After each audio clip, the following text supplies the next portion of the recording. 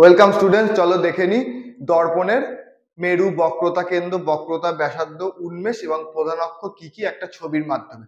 তো এই যে এটা একটা দর্পণ, এটা অবতল দর্পণ আমি এঁকেছি। তাহলে অবতল দর্পণের এই যে অভিসারী তলটা আছে এর মধ্যবিন্দু হচ্ছে কেউ আমরা বলবো মেরু। মেরু আমরা কি দিয়ে ডিনোট করেছি? পি দিয়ে। তাহলে মেরু কি হবে? পি। আচ্ছা, বক্রতা কেন্দ্র কাকে বলে? এই যে দর্পণটা, এটা যে গোলকের অংশ সেটাকেই আমরা, সেই গোলকের কেন্দ্রটাকেই আমরা বলবো বক্রতা কেন্দ্র। তাহলে এখানে বক্রতা কেন্দ্র কোনটা? সি। তাহলে বক্রতা কেন্দ্র বলবো কি? সি। আচ্ছা, বক্রতা ব্যাসার্ধ তাহলে কাকে বলে?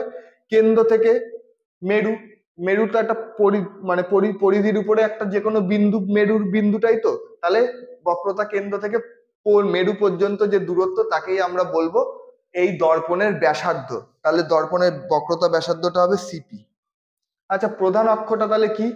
এই যে মেরু আর বক্রতা কেন্দ্রের মধ্যে যে সংযোগকারী একটা লাইন তৈরি হয়েছে বা রেখা, যেটাকে আমরা বক্রতা ব্যাসার্ধ বলছি, ওটা সোজাসুজি লম্বা যদি গোলকটার ব্যাস পর্যন্ত যায়, যে অক্ষটা আমরা একটা কাল্পনিক অক্ষ পাবো, সেটাই হচ্ছে প্রধান অক্ষ। তাহলে এখানে প্রধান অক্ষটা দেখো, আমি এক পাশে বাড়িয়ে দিয়েছি এক্স আর পাশে এক্স ড্যাশ লিখেছি। তাহলে প্রধান অক্ষটা হচ্ছে এক্স, এক্স ড্যাশ। আর উন্মেষটা কি?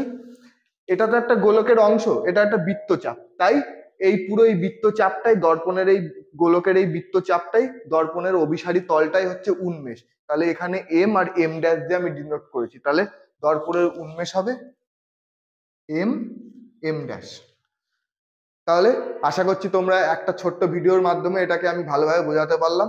পুরো ক্লাসটা নিচে লিংক আছে, দেখে নিও। Thank you.